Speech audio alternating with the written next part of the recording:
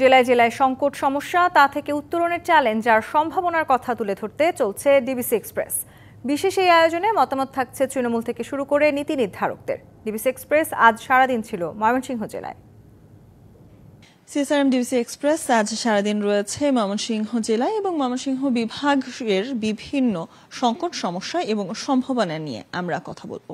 যোগাযোগ ক্ষেত্রে আমরা দেখেছি রেলওয়ে স্টেশন যেরকম অনেক পুরনো কিংবা অনেক বছরের রেলওয়ে জংশনের ময়মনসিংহের ইতিহাস রয়েছে, তার পাশাপাশি সড়কেও আমরা দেখেছি 3 হুইলার যেমন রয়েছে, আবার অটোরিকশারও আমরা চাপ লক্ষ্য করতে পারি।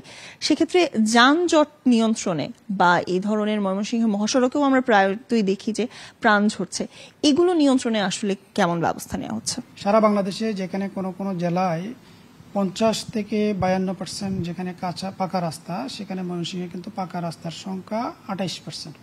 তো এটা আমাদের জন্য একটা হতাশার দিক বা দুঃখজনক একটা দিক।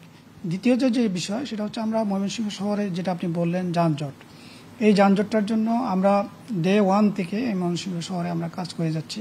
পুরো ময়মনসিংহ শহরের যে ট্রাফিক ব্যবস্থাপনাকে আমরা নতুন করে ডেলে সাজানোর জন্য আমরা প্রস্তাব দিয়েছি।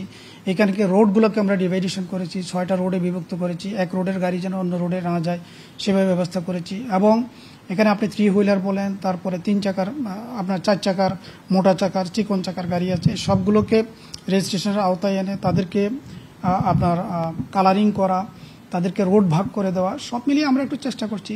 স্বল্পমেয়াদী, মধ্যমেয়াদী এবং দীর্ঘমেয়াদী পরিকল্পনা নিয়েছি।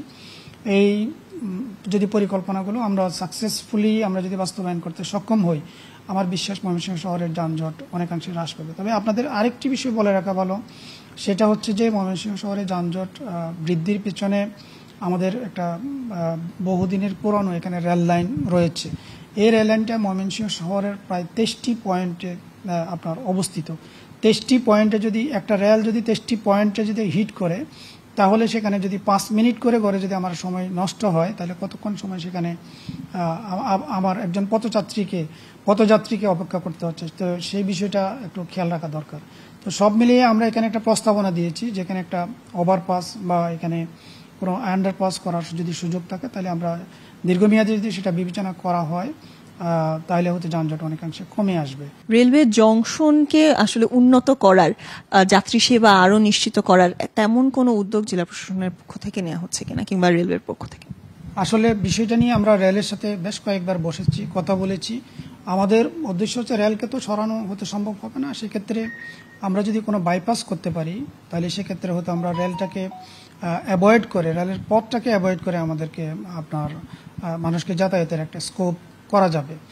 সিএসআরএম ডিবিসি এক্সপ্রেস আজ সারাদিন ছিল ময়মনসিংহ জেলায় এবং ময়মনসিংহের বিভিন্ন সংকট সমস্যা এবং সম্ভাবনা তুলে ধরার চেষ্টা করা হয়েছে। আগামীকাল যুক্ত হচ্ছে কিশোরগঞ্জ থেকে।